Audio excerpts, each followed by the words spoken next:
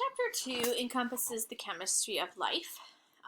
It will go into some of the chemical process of things, how we do different kind of bonding, as well as looking at carbon and water specifically as molecules.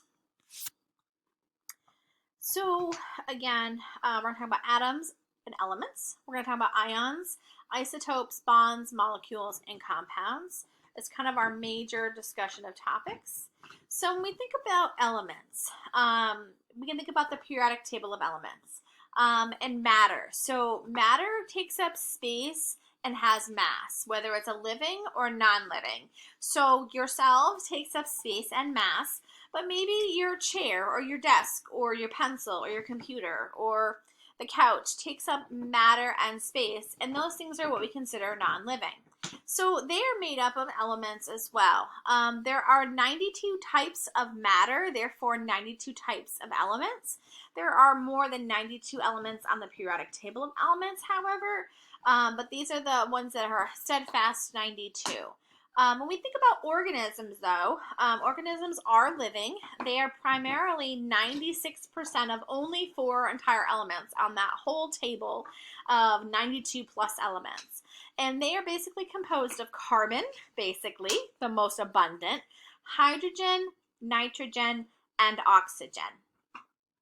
And lots of times you'll see these 4 elements in different combinations that are creating molecules within living organisms. So here is our periodic table of elements. We can kind of see generalized here. And this is actually showing us the chemical composition of the human body. So we said the most common elements were carbon, nitrogen, hydrogen, and oxygen. But however, you'll see that there are some other ones on here. This is sodium, magnesium, potassium, calcium, phosphate, chloride. So there's a few other that are more abundant in our body as well. Some trace elements we might find are kind of in this purpley color here that we see throughout, like zinc, copper, wonderful things like cobalt, things like that, iron, etc. And then the remaining kind of light pink colored are things that are remaining elements that we should not find in our body composition at all. And when we think about kind of the breakup of our body composition, about 94%, oh my goodness, 64% is basically water. And within that, we have about 20% should be protein, about 10% fat, and then less than a 1% or so of carbohydrates and 5% minerals. This is what our average composition could actually be. However, I have a feeling that we have a lot less water on board for some individuals, a lot more carbohydrates running through our body consistently, because we are a big society that eats a lot of carbohydrates and sugars, unfortunately. And I think a lot of people overall have more than 10% body fat in their body mass index. Now, those trace elements we just saw are really, really important, and some that are really important for us are required by all organisms in very small amounts, but yet in very important amounts are iron, which all needed by all organisms. Iron is very important for many things in our bodies. A lot of it for oxygen transportation, and iodine. Iodine is really important as well. If you can see this person here, she has a goiter on her neck, and goiters sometimes develop because of a lack of iodine. One place we get iodine a lot in our diet is through manufactured salt. Iodine is actually put into the salt. If you've ever looked, it says iodized salt on your salt shaker, unless you actually buy Himalayan salt or sea salt. Of those sorts do not have direct measured iodine levels. They probably have some iodine in them, but it's not measurable because we didn't add it in. It's from nature. So a good source of iodine is kind of greens from the ocean, like seaweed and kelp and such, but those are really important for function. Iodine is really important for thyroid function, and so that's another place. That's why you're seeing this woman with a goiter on her neck where her thyroid area is. So let's briefly talk about kind of backing up and look at the smallest particles of an element. So we just talked about some of those elements that are really important, but let's talk about what's making up those elements. And what makes up those elements are this wonderful little structure that we call atoms. So our atoms are composed of three types of what we call subatomic particles. And you probably have heard of these before. And those subatomic particles are what we call protons, neutrons, and electrons. So first of all, protons have a positive charge. A good way to remember that is P and P. These are found in the center of our atom, which we call the nucleus. Neutrons have no charge, so they're neutral. So again, N and N would be helpful. And they are as well found inside the center of the nucleus of the atom. Now, electrons are different though.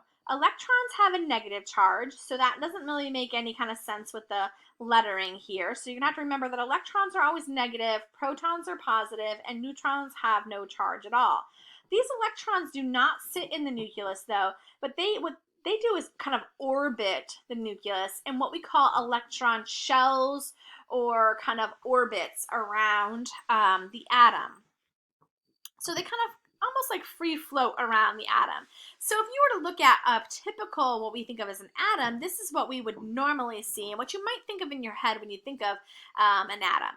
So inside here is our kind of central nucleus area, and these red little guys here have our little plus sign, so those are protons. The little blues are neutrons, and again, these are hanging in the center, but you can kind of see there these shells that kind of orbit around in this fashion, and you can see these little guys are yellow with a negative sign. Those are the electrons.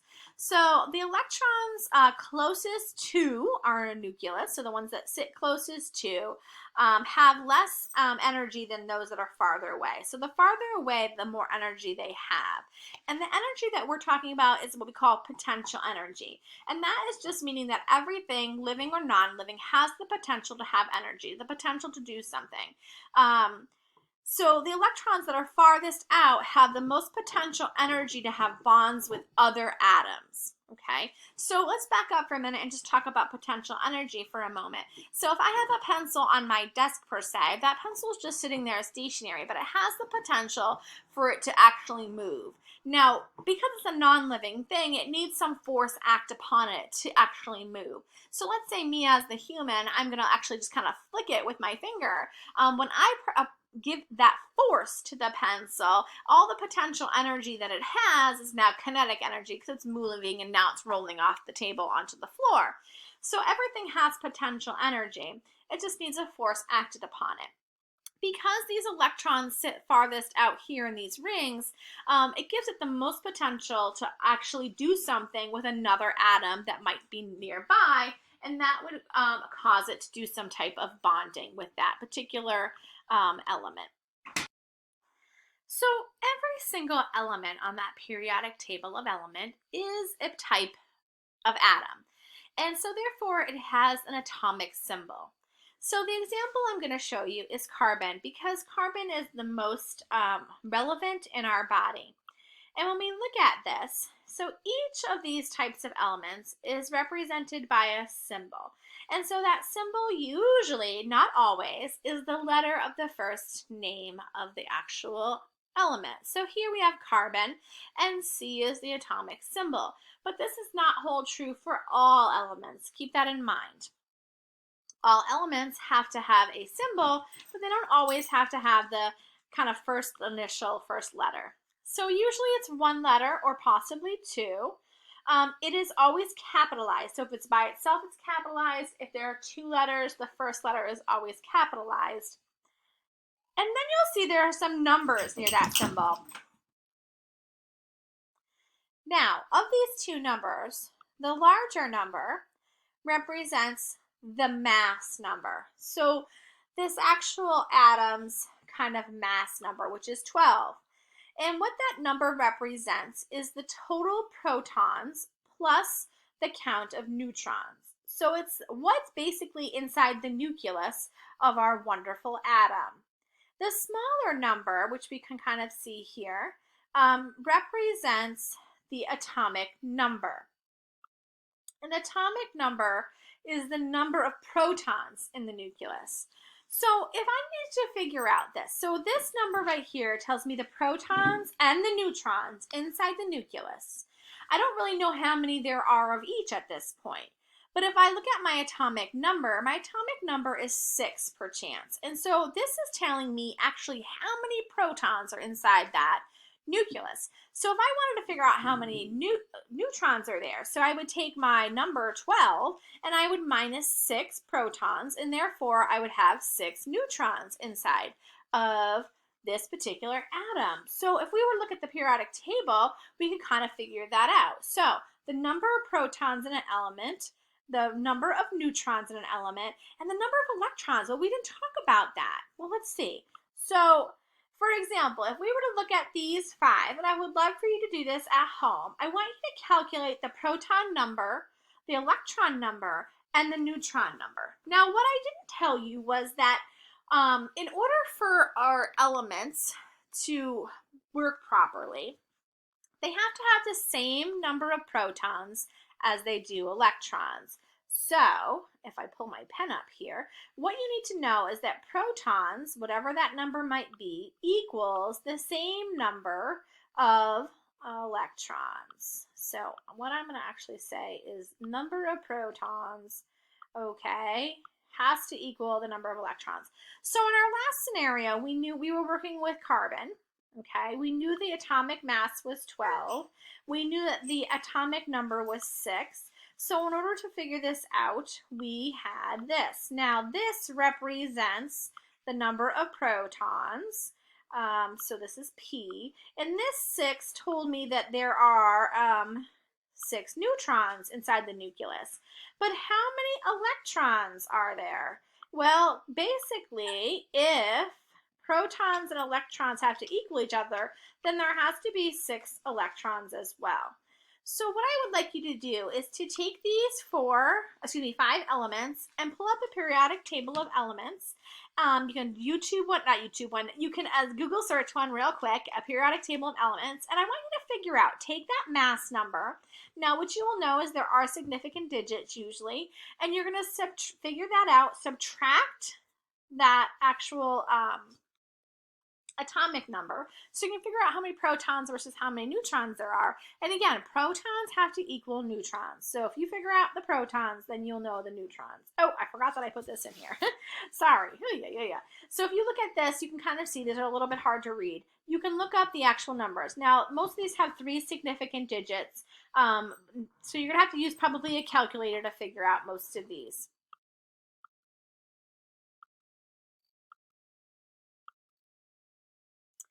So, one thing you need to know about is this thought process called isotopes. Now, isotopes kind of change everything we just talked about in some respects. Isotopes have the same atomic number, but the problem is their atomic mass is different. And you can kind of see that. This is the carbon we were just talking about, okay? This is what we call carbon number 12. This is the typical carbon, where we have a 12 as our atomic mass, and then 6 is our atomic number, and we could find out that we have 6 neutrons. However, there is something called carbon 13, carbon 14, carbon 15, so on and so forth. And what is actually different here is that you can see that the protons are the same, and so if the proton's the same, then what else is the same? The electrons are the same, okay? So what actually carries the rest of that mass is actually the neutrons. The neutrons inside the nucleus is different here, and by each one it's gone up an additional 1. Isotopes can be very helpful, and sometimes they're not very helpful, but they do break down in nature as radioactive decay. So they can be very damaging depending on what type of element it might be that we're talking about. Again, the average mass is naturally occurring in isotopes of a certain element, and usually, again, it has a specific decimal to it. Again, radioactivity can be measured, and that's very helpful for us because that helps us with dating fossils and things that are found that have been here for millions of years. For example, radioactive carbon number 14 usually decays to nitrogen, and so again, we can use that as well to trace things. But the other thing is